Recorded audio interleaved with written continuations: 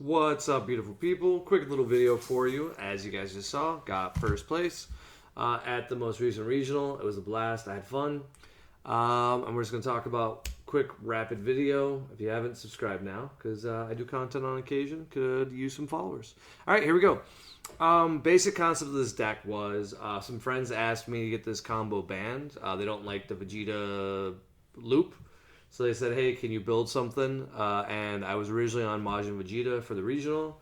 So the week of or about, I had to switch to this deck. And so I came up with some theories about it. And then that's what we did. So what we did was, the important stuff was we ran this looping combo, which is stupid. I'm sure Bandai will ban it now that it's won an event. It's usually how it works. You have to win or show how easy it is to win. And if you guys saw, I made a ton of misplays this weekend because I had never actually played the deck in real life. I had like 2 games of untap, and that was pretty much it for training. So without knowing all the lines of plays, there was some significant misplays on my part. But hey, it happens. That's what makes it fun. But due to this, I was able to get out of mistakes I made. So when this becomes Paragus, I'll be more excited. We'll just talk about it. Turn 1, the same play is always the same if you can. 4 of these, 3 of these, so that way you can put a Trunks down and go get yourself out of Vegeta. This will mean on turn 2 you get to swing with a Vegeta to draw back a card, so you didn't lose any cards from your hand, and you'll put 2 Z energy total in your Z energy for your turn on turn 2. You'll also have the option of taking 2 life off of your location. It's just a very, very good advantage for game 1 in a best of 1 format. If you go first, the amount of aggression you get to set up for your turn 2 is so significant that it's hard to come back. I make a lot of jokes about money and resources, but like if you can get ahead and start ahead, it's so much easier in life to stay ahead. Same idea for this game. So if you can start the game with extra Z energy, extra critical damage, extra card power, it's significantly better than the opposite. So that's what you go for. You want to save your Awaken for turn 3. And then you're just kind of basically outvaluing your opponent. Your other option is to play Great Ape. You really want to play Great Ape on turn 2. So it would go Vegeta turn 1 gets put underneath your location. Turn 2 you play a Great Ape and a Vegeta. And then you combo the Vegeta, comboing the Trunks, draw a card. Then you attack with the Vegeta, comboing the Vegeta who could be rested. Unless you get 2 Z energy. Then if they have played anything that's in rest mode especially, you play one of these bad boys. Where is it at? In my Z deck. And then when you do that, you get to kill one of their battle cards, and if you do that, you also get to put a Gohan or a Goku underneath to search out for the other side.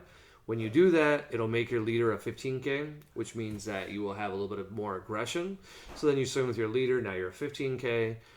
Makes it really nice because you're getting some more damage. You also get to have now a 10k that swings. You still got 1 energy up. So with that last 1 energy... right? No, that would be all your energy. Sorry, because you're not awakening. So you're probably at like 6 life. You might be at. You don't want to be at below 5 life, but 5 is fine as well in case you have a negate in your hand. They do whatever they want on your turn 2. Doesn't matter how much aggression they give. Odds are they can't kill you. And then on your turn 3, you're going to go ahead and awaken. After you play like a Kaioken to make them get rid of a card, you'll attack. They do the Hyperbolic Time Chamber. You get to play a Gohan. You get to play a Goku. Goku gets to draw a card. You get out the Gohan. Gohan gets to KO something. And then if you're looping super combos, it's just so much. Obviously, if the game goes later, or if you go second, on your turn 3, the greatest play ever is this card. It is 2 energy for the equivalent of an SER. It makes your opponent discard a card, KOs anything. And if you combo this 1 cost here, who only works when you're on defense speed, not a 1k, you get to make them crit a life, so he can make an opponent go from a 3 to 2 if the attack does go through.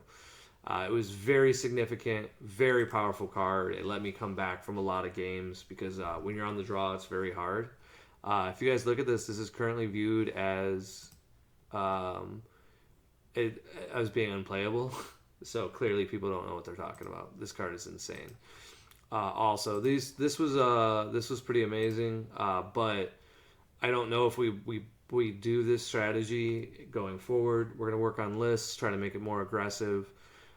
Secret Identity did not feel like the right choice. I don't know what is the right choice right now, but this did not feel good. I liked having the removal, but it never mattered. And I mean never. Like, I don't think I ever got rid of a card that was ever important, and I played a lot of rounds, a lot of games. So, back to the drawing board on that guy. I don't know who we run or what we do for Overrealm, but you need an Overrealm. So, Overrealm is relevant. Probably an Overrealm that's 3 would be best, because then on turn 2 you have the option of potentially overwhelming, and then again on your turn 3 to go for the kill. So maybe like a Bardock would work. Last thing to keep in mind are 2 cards to talk about. First of all, the SCR is of course Pan, because she is awesome. This card let me overextend on my turn 3, and then when they took their turn 3, if I was on the play, frequently the other Gohan player would still have their Awaken. So it wouldn't be uncommon for them to pay 2 energy, play this card, then swing with their leader so they get the extra draw, and then Awaken, right? Like, that's a pretty good line of play. And then you get to use up one of your energies, and then you're going to set up your kill with your A-drop. This is a normal and a very good line of play. The problem is I play Pan. So then one of my opponents, then during my turn, I got to just steal their Gohan, and he's not limit 1 for all of his abilities. He's only limit 1 for playing it. So then he was at 5 life. So I got to attack. I was already a Z leader, so I went attack, combo the card. He went down to 3. He took the damage. Then I played mine, swung again, and it was just, that was game. Like, he was done. So just keep in mind, like, lots of power with this card. It can steal cards. It can floodgate people. It's a very, very good utility. The other card to talk about, and the reason why Gohan will be good no matter what we play, like whether it's multiple colors, anything like that, this card is Snapped. This is just an insanely powerful card. If you're playing Son Gohan, it's because of this card. This card is just amazing. It's a negate. You can pitch a card to play with, and if you do, you draw a card. So it's only a neg 1. And what makes it even better is you can also pitch a card if your life is 4 or less to make them have to put a card in the Z energy. So, you know, if you're let's say at 3 and you're showing potential that they could kill your opponent will charge a lot of cards trying to get in cards, and you'll gain a ton of value for this floodgate, and it negates an attack. So quite just insane. The only thing wrong with my list was Surprise Attack Frieza. If you guys saw John's list, he stole this from me because he likes to play it. And he was playing the Full Chain. I just wanted to have another card. This was terrible. I sided out like every game. I would put in more of this Vegeta here.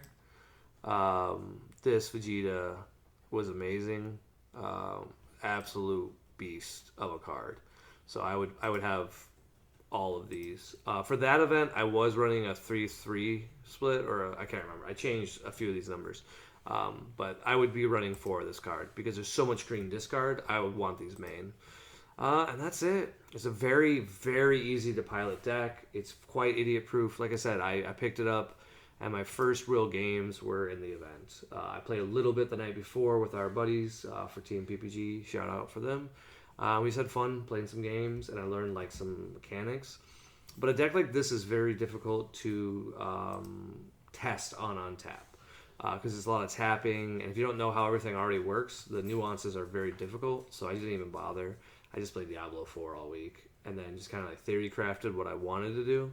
And for the most part, it works. But like I said, you could see, like, I missed lines of play and screwed up. You could see, like, where I didn't have the Z energy, and I played, like, a Frieza, and so I got no value.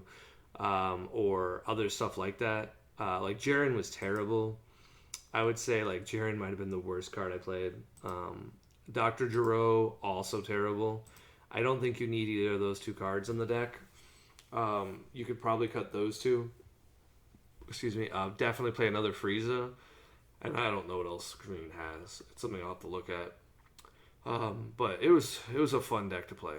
I'll be honest. Kotsukai was great in the sideboard. Majin Exterminator was great in the sideboard.